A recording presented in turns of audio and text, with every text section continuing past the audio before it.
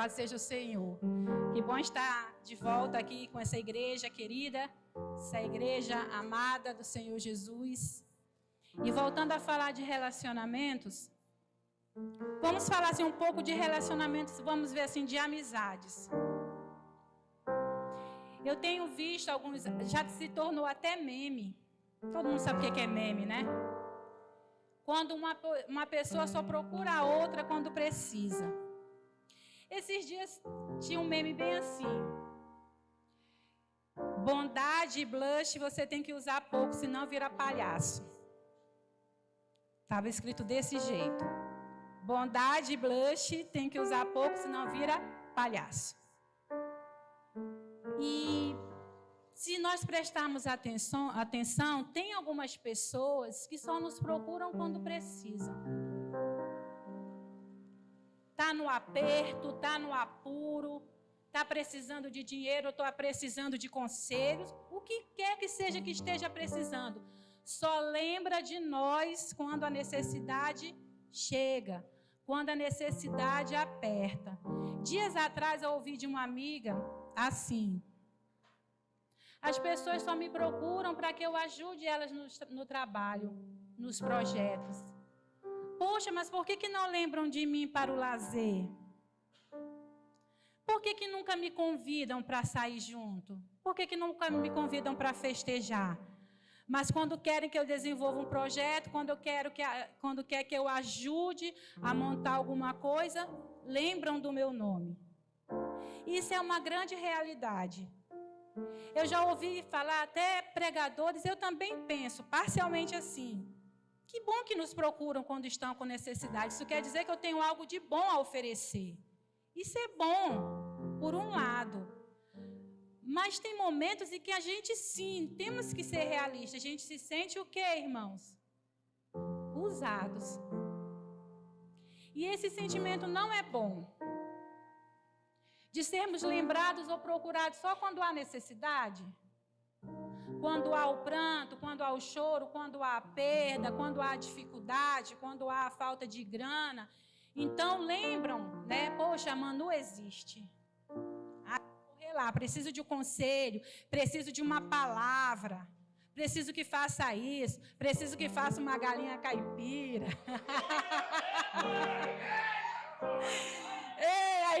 Aí lembra Manu. Ah, Manu. A melhor galinha caipira da região. Eu vou lá. Mas quando faz o caldinho, não lembra da Manu, né? E esse sentimento não é bom. Porque ele maltrata quem é usado e ele condiciona quem usa a só lembrar daquela pessoa quando está precisando. Ninguém gosta de ser usado. Eu não gosto de ser lembrada só quando a pessoa precisa de alguma coisa. Eu quero ser lembrada também quando ela não precisa. Olha, eu não quero ser só lembrada quando ela precisa da minha ajuda, mas eu também quero ser lembrada quando ela for festejar uma grande conquista, uma vitória dela. Eu não quero só chorar com vocês, irmãos. Eu também quero me alegrar com vocês. É assim, nós somos assim. Por que só lembramos da pessoa quando precisamos? Eu sei que em algum momento da sua vida você já teve esse tipo de pensamento. De se sentir usado. Essa é a palavra, usado. Mas deixa eu te falar, irmão, se você tem, nem precisa levantar a mão, que eu sei que muitos já tiveram essa sensação, esse sentimento de ser usado. Por que Deus seria diferente?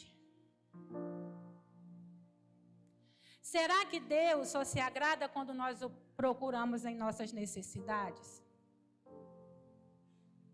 Só na hora do aperto, na hora do apuro, na hora da enfermidade, na hora do luto, na hora da escassez, na hora do divórcio, na hora da rebeldia dos filhos, na hora do adultério,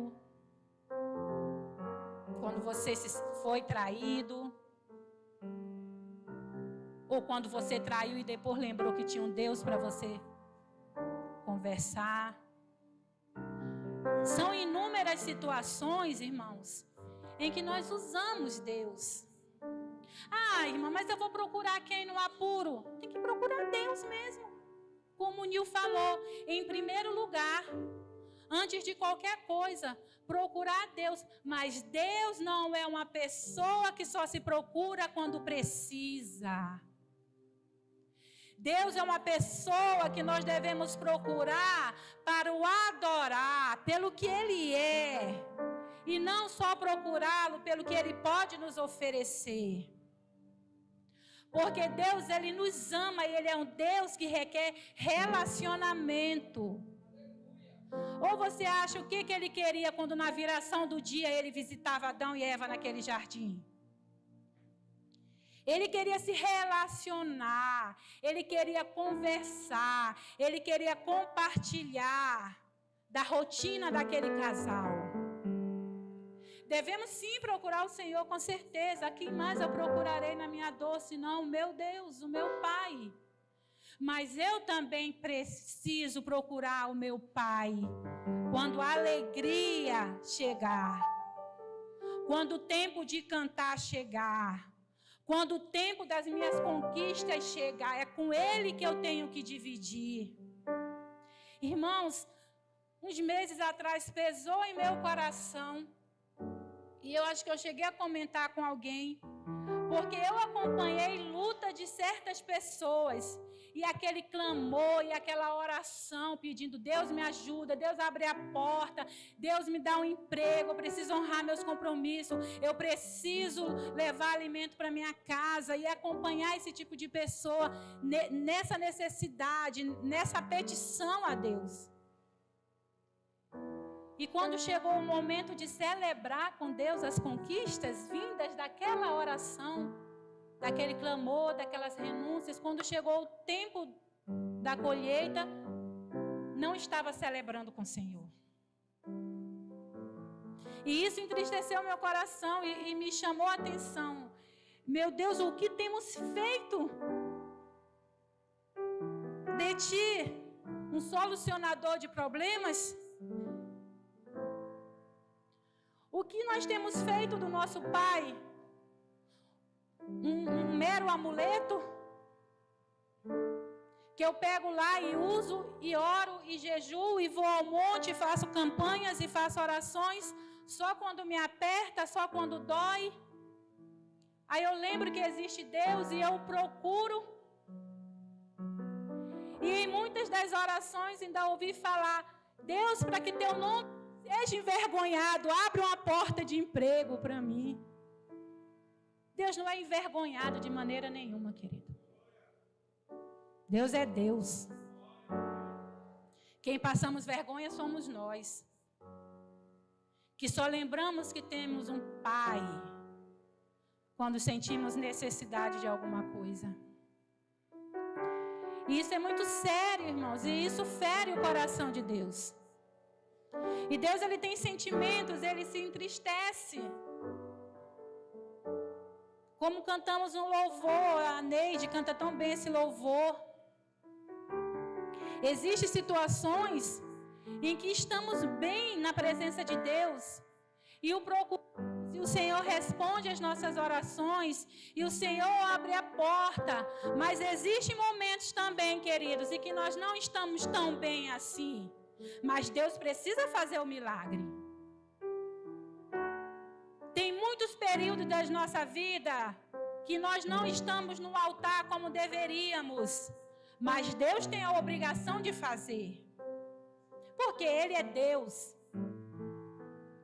E nós nos acostumamos com os ritos das congregações, com os rituais, com as liturgias, e nós nos condicionamos a isso, como se culto fosse resolver nossas vidas, como se apenas uma leitura por cima dessa palavra aqui, ou ela aberta em qualquer salmo, principalmente se for 91, vai resolver a nossa vida. Como se um objeto qualquer, como se Se um evento qualquer, eu participo das vigílias, eu participo das orações no monte, então Deus tem que fazer, mas vivo uma vida fora dos holocaustos, sem a presença de Deus, sem tempo, mas exijo que Deus faça, porque Ele é Deus. Exijo que Ele esteja na luta comigo, na batalha. Deus é o general, Deus é o Senhor dos exércitos e Ele não perde guerra. Ele não, mas eu já perdi muitas. Deus não perde batalhas, mas eu já perdi muitas. Só que essa é uma noite em que o Espírito de Deus nos trouxe a esse lugar e você pode dar glória a Deus. Glória a Deus. Se alegre. O final das coisas é o melhor do que o começo. Amém? Se você está um crente capemba, aprume o shot. Você pode ter começado mal, mas você não precisa terminar mal. Amém? Vamos dar uma descontraída, irmãos. É uma palavra muito forte, ela me chamou muita atenção. E analisando o povo de Deus, eles não agiu diferente. O povo de Deus, contidos aqui. Uma parte dos nossos irmãos que vamos vê-los no céu, amém? Aqueles que alcançaram salvação. Mas existia um povo de Deus na mudança da teocracia para a monarquia. Quando eles pararam de querer o governo de Deus e queriam um governo de rei. Já ali no finalzinho, antes do primeiro rei de Israel, no tempo de Samuel, aquele povo fez exatamente o que nós costumamos fazer. Só procuraram a Deus no momento do aperto, da necessidade. E eles foram muito envergonhados. Até hoje é uma vergonha quando se fala disso. Vocês já ouviram falar em Eli e seus filhos, Ofni e Finéias? Quem ouviu deve saber que Eli era um sacerdote, era um juiz negligente e seus 2 filhos bastante rebeldes. E no meio da casa deles cresceu Samuel, dentro do templo. Aquele menino que Ana chorava e entregou no templo. Cresceu Samuel, junto ali com os filhos de Eli, mas totalmente diferente. Ele era consagrado ao Senhor, não que os de Eli não fossem, mas Samuel pertencia ao Senhor.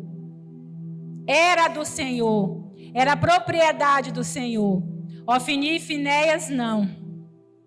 Viraram as costas para o Senhor. E houve um tempo de guerra em que os filisteus, um antigo povo do mar, perseguidor, um dos maiores inimigos do povo de Deus, novamente se levantou contra os israelitas.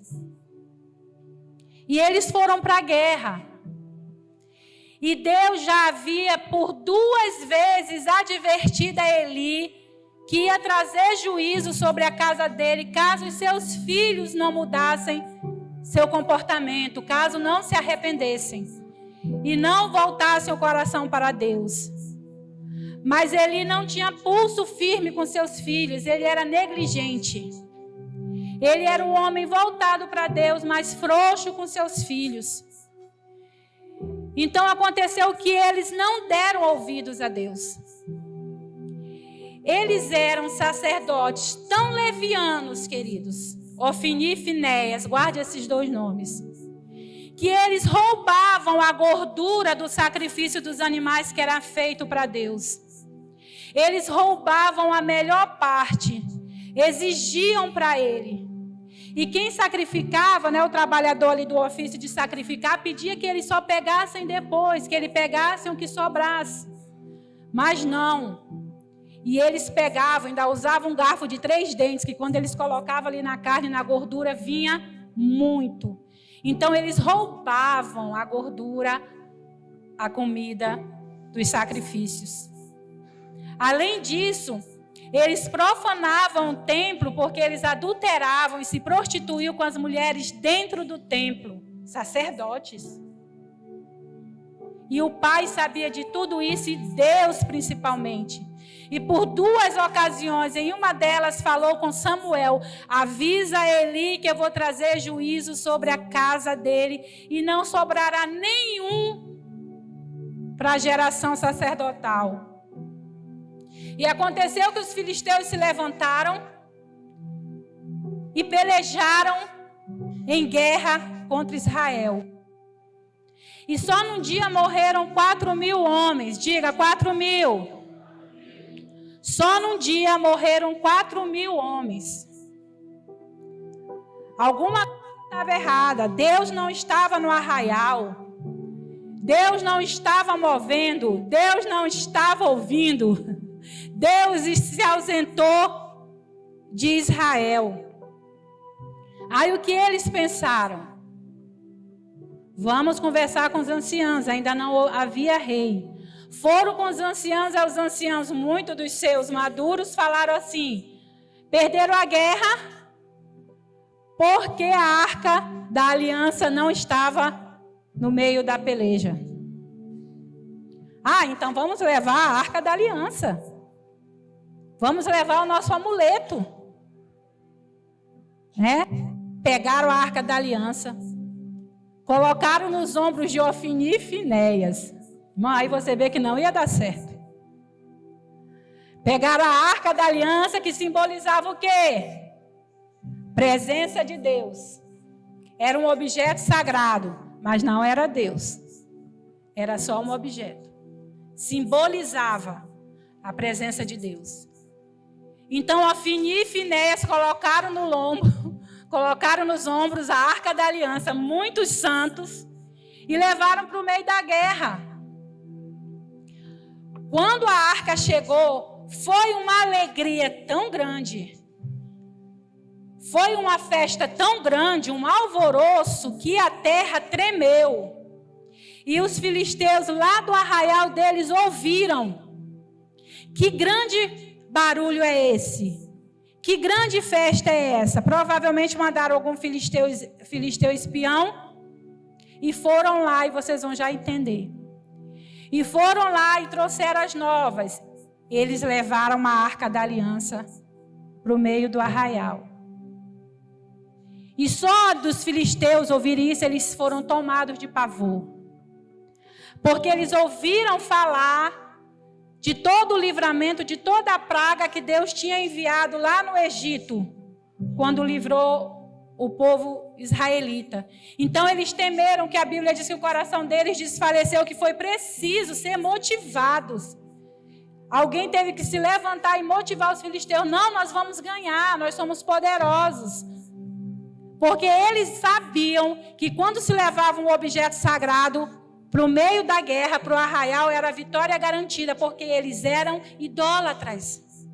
Então eles associaram que o povo de Deus era igual a eles. Eram idólatras também. Por isso eles temeram, que eles também levavam os símbolos dele. Eles levavam os ídolos dele de madeira, de barro. Eles levavam para o meio da guerra. E se encontraram. E houve uma grande desgraça para o povo de Deus. Morreram mais de 30.000 homens. Alguma coisa está errada. Sem a presença de Deus morreu 4.000. Com a presença de Deus morreu mais de 30.000. E o Senhor dos Exércitos, que está entronizado entre os querubins, onde é que estava? Cadê Deus que não ajudou esse povo? Cadê o Senhor dos Exércitos que não ganhou aquela guerra? Que deixou o seu povo ser envergonhado? Abra sua Bíblia. No livro de 1 Samuel, por favor. Capítulo 4, versículo 11. Por que Deus deixou? Se a presença dele estava lá, por que perderam? houve um tão grande clamor, de mais de 30 homens morrendo.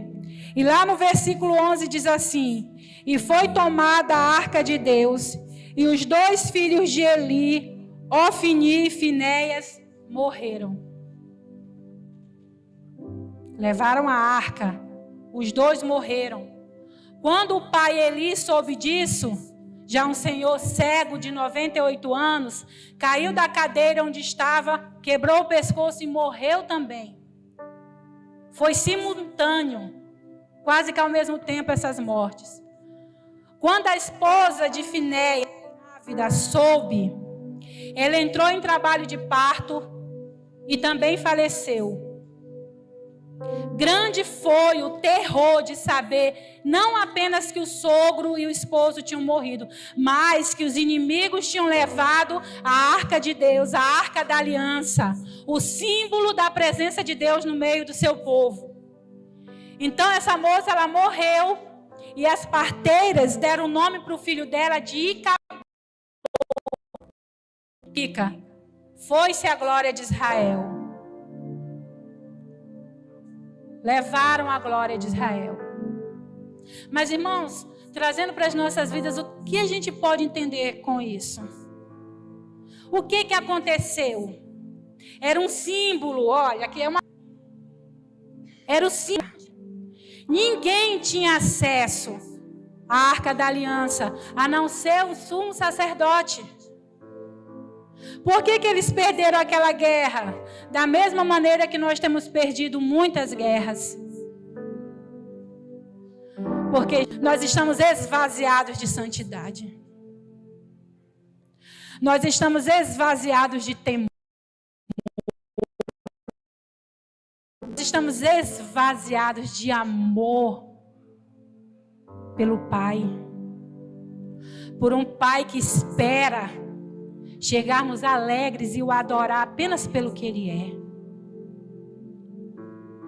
Quando eu vi esse banner, eu até comentei com a minha filha, foi exatamente como Deus me mostrou, como em muitas vezes das nossas vidas, das nossas lutas, das nossas batalhas, nós estamos esvaziados de Deus. E Deus me mostrou assim: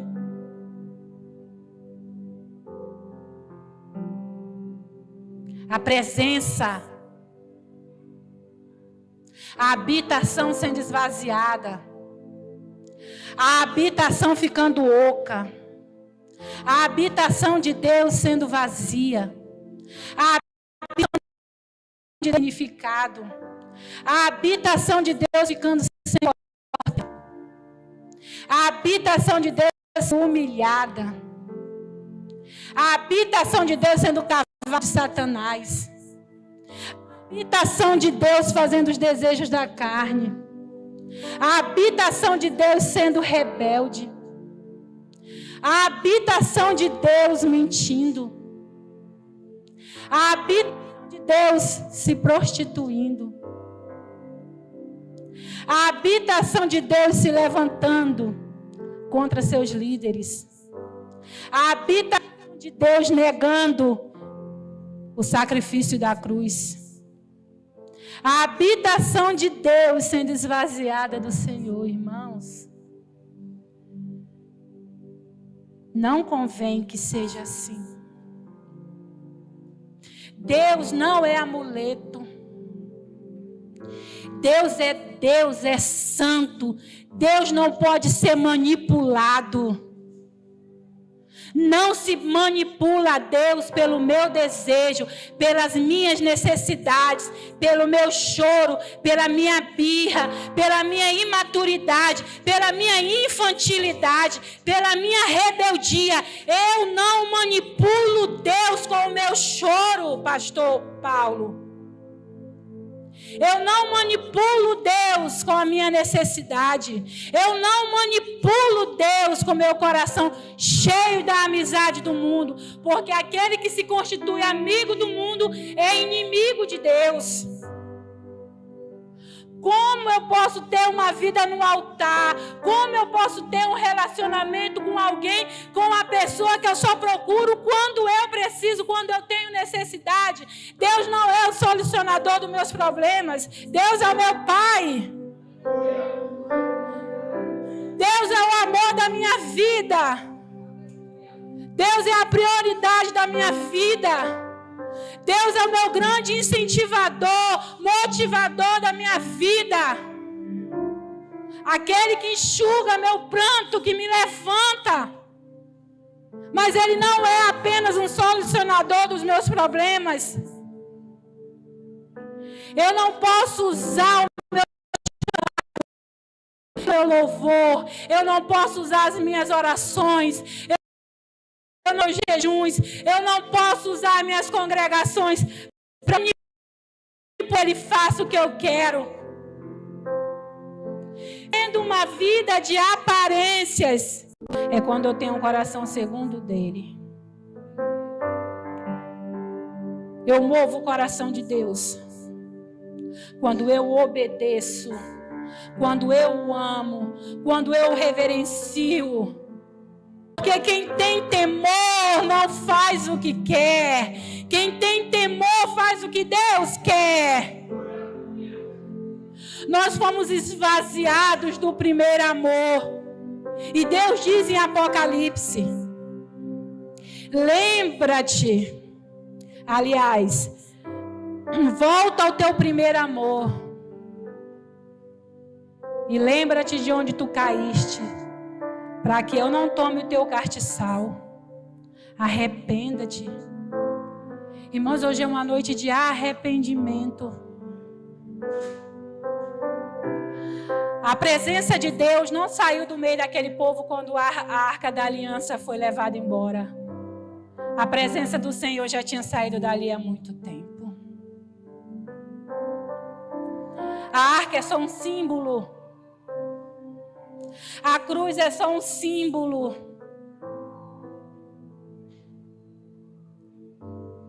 Não se prenda a ritos, não se prenda a rituais, não se prenda a símbolos. Se prenda a Deus. Se prenda à santidade dele, ao amor. O reverencie. Reverencie o Senhor. Reverencie o Senhor. Eu acho que nós nem sabemos o significado mais disso. Tão esvaziados que nós estamos.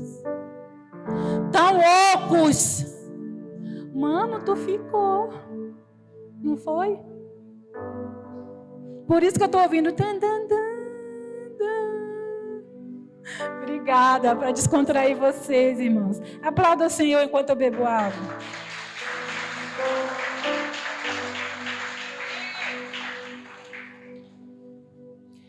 Estamos quase encerrando. A arca só ficou longe do território israelense 7 meses. Porque ninguém suportou a presença da arca no seu território. Trouxe doença, praga, matou muito filisteu. Eles queriam, jogar aquilo em qualquer lugar, oferecer o sacrifício e devolveram para o território israelense. Só ficou 7 meses com os filisteus. Mas só houve arrependimento 20 anos depois. Então o problema não era a arca. A arca já estava no território israelense. O problema era o povo. Irmão, o problema nunca é Deus. O problema nunca é a sua palavra. O problema nunca são os seus princípios. O problema é sempre nós, irmãos. Nós é que somos o problema. Nós é que somos um povo obstinado de dura cerviz. Somos nós que precisamos de arrependimento. Samuel chama aquele povo, congrega aquele povo todo de Israel lá em Mispa. E ministra sobre a vida deles. E fala que vocês precisavam se arrepender. Que eles precisavam se arrepender. Arrependa-se enquanto é tempo. Larguem seus ídolos. Larguem a idolatria. Largue a prostituição. Largue a rebeldia. Volte-se para o Senhor. Para que Deus volte e preencha vocês novamente. E de esvaziados, vocês voltem a ser cheios da presença de Deus, cheio do mover de Deus, cheio da unção, cheios da graça, cheios do poder, cheios de autoridade, cheios de alegria, cheios de testemunho. E aquele povo se arrependeu e falou: Samuel, ora a Deus por nós. Levanta um clamor e diz a Deus que nós nos arrependemos. E os filisteus viram que eles se congregaram ali. E voltou a atacar. E eles ficaram com muito medo, os israelitas, o povo de Deus. Aí pediram: ora por nós. Samuel pegou um bezerro, fez um holocausto, ofereceu ao Senhor, orou. E a guerra começou, e Deus trovejou, resumindo para me encerrar, e Deus trovejou sobre toda a terra, e os que ficaram vivos, uns morreram de medo mesmo, e os que ficaram vivos foram mortos a fio da espada. E houve paz em todo o tempo em que Samuel foi juiz sobre a terra, sobre Israel, aliás. Nunca mais os filisteus se levantaram durante o período em que Samuel foi juiz, e houve paz sobre a terra. Mas foi necessário arrependimento. Tem 2 pontos que eu quero falar com você. Onde está depositada a sua confiança? Na arca? Tá aqui, ó. Se você quer depositar a sua confiança na arca, onde está depositada a sua confiança? No seu trabalho? No seu dom? Nos seus líderes? Nos seus pais? Onde está depositada a sua confiança? Como Deus é conhecido pelas pessoas que te cercam? Sabe como Deus de toda a terra era conhecido por os filisteus por causa do comportamento do seu povo? Sabe como era conhecido? Como mais um Deus com D minúsculo. Como mais um Deus que se fabrica e que se adora. Por isso que eles temeram.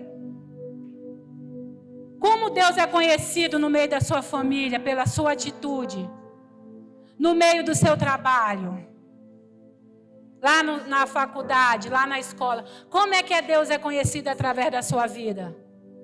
Como um Deus pequeno? Como um Deus fraco? Como um Deus libertino?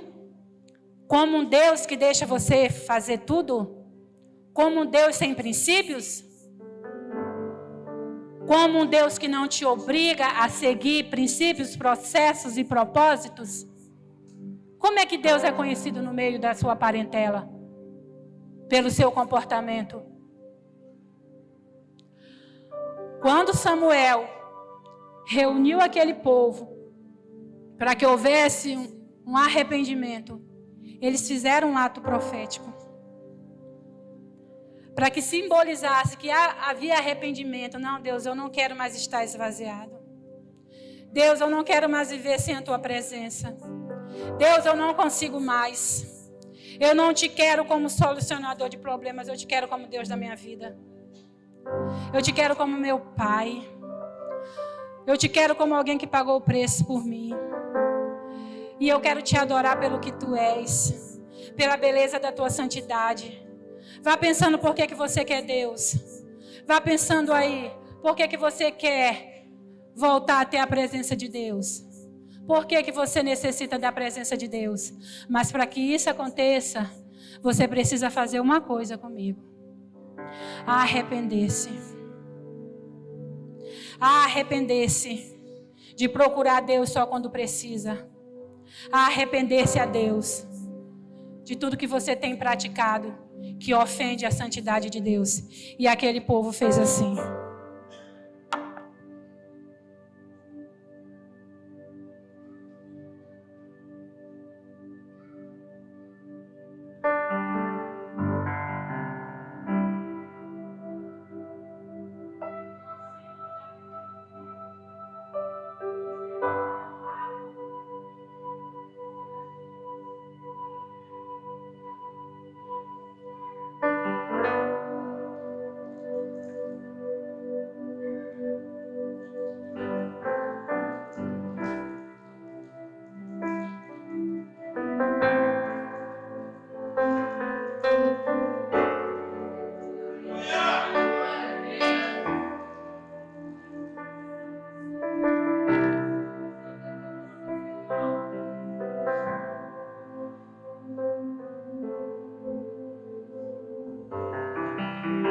E eles disseram: só o Senhor é Deus. Se coloque de pé em nome de Jesus.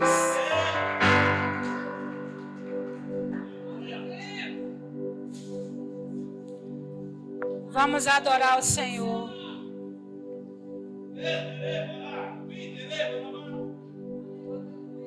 Vamos adorar o Senhor.